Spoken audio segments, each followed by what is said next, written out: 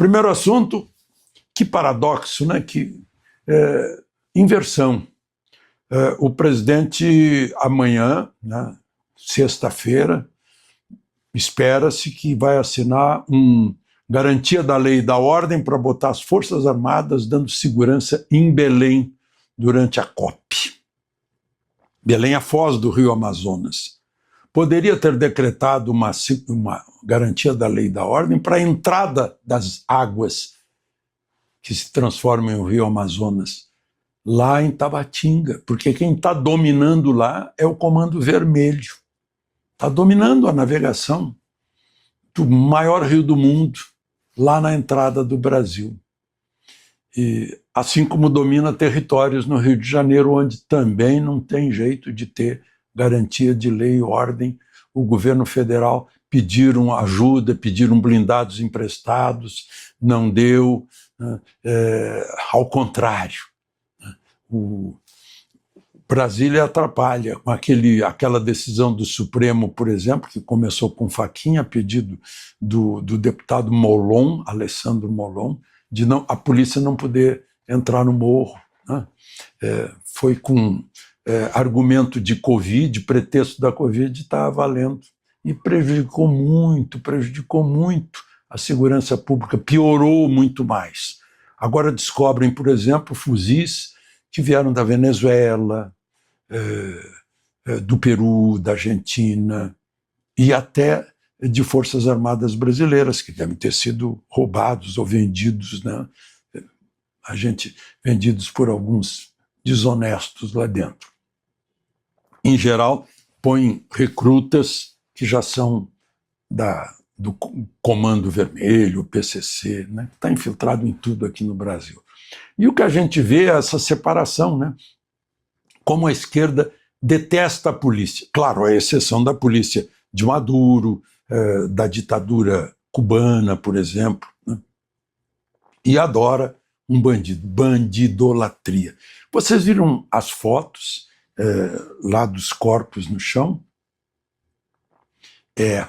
Não tem pessoas idosas, não tem mulheres, não tem crianças. Faria um grande barulho se houvesse. Faria um grande barulho se houvesse mulheres e crianças e idosos.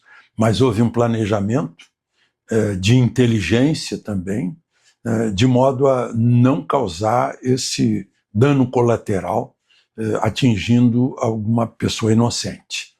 Os que estão lá não são inocentes. Inocentes, heróis em busca, em defesa da lei, são aqueles que deram a vida, os 4 policiais que deram a vida. E que houve, enfim, uma homenagem a eles pelo povo lá em Copacabana. Porque a gente está vendo aí a mídia, esquerda, né, como eu disse, a mídia sempre detestou a polícia, sempre fez campanha contra a polícia. É o amor adquirido nas faculdades de jornalismo, através dos professores catequistas que adoram a polícia do Fidel Castro ou a polícia do Maduro. É terrível, é uma inversão de valores. Bom, mais um depoimento maravilhoso de uma mãe, a mãe do Arthur.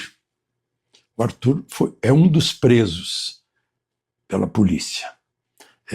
A polícia estava executando, é bom a gente lembrar, né? A polícia não foi lá assim arbitrariamente. A polícia foi com mandados de busca e apreensão, 180, mandados de prisão, 100 mandados de prisão, 30 dos quais com a polícia do Pará, né, que fez também o seu trabalho. E foi recebida a bala, há drones que jogam bomba, drones ucranianos, compraram na Ucrânia, era para defender a Ucrânia dos russos, mas veio para o Brasil para defender bandido.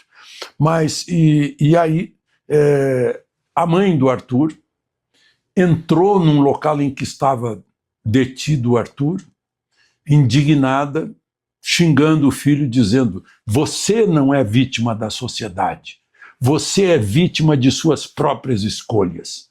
E essa é a verdade que tem que esfregar na cara da esquerda, que faz aquele papel do socialismo bonzinho, né, da área social, não, porque são oprimidos pela sociedade, né? Como disse um sujeito lá, se tirar o fuzil, atrás tem um cidadão.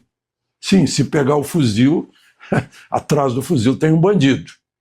Né? É a transformação, é um lobisomem, na hora que ele pega o fuzil, ele vira bandido. Meu Deus, bandido é coisa de caráter. Obediência à lei é questão de caráter. Né?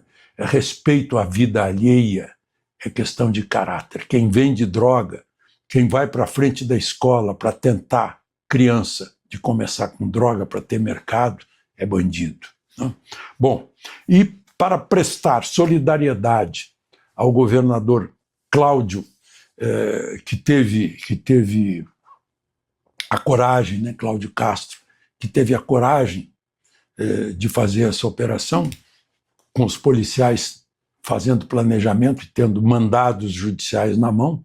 Foram lá o Caiado, de Goiás, o Ratinho Júnior, do Paraná, o Jorginho Melo, de Santa Catarina, e o Zema, de Minas Gerais, que esteve lá em El Salvador para saber o que o Bukele fez. O El Salvador era o país mais perigoso da América Latina. Hoje é talvez o mais seguro, seguramente sim. Né? Aqueles que resolveram enfrentar a polícia foram para o papai do chão, e os outros estão na cadeia, estão em grandes presídios para abrigar toda aquela gente que foi retirada de circulação, onde só podem circular as pessoas que cumprem a lei. Os que não cumprem a lei não podem circular em liberdade, ficam apartados para não causar perigo de assalto, de homicídio, de agressões, de roubos, de furtos às pessoas que pagam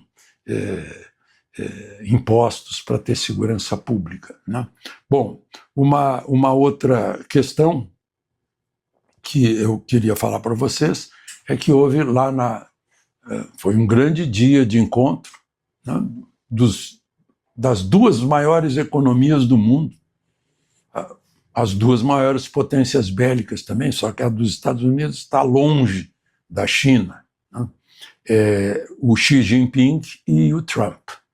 E acertaram o seguinte: Xi Jinping não segura as exportações chinesas de terras raras, de minerais raros, que servem para eletrônica, baterias, etc., para os Estados Unidos, e os Estados Unidos também liberam a soja para a China, e a China se compromete, o Xi Jinping se comprometeu a impedir a ida de fentanil, que é um tóxico muito forte para os Estados Unidos.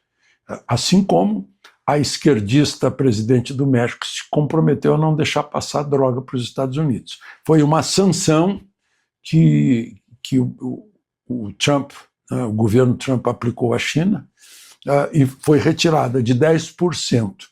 Agora a China está com menos tarifa que o Brasil. Está sofrendo 47% de tarifa, e o Brasil tem 50%, sendo que aqui no Brasil 40% é responsabilidade da falta de democracia no Brasil. Para voltar ao Estado de Direito, né, sem censura, sem perseguições e com respeito aos direitos humanos. Estamos aguardando. De São Paulo, Alexandre Garcia.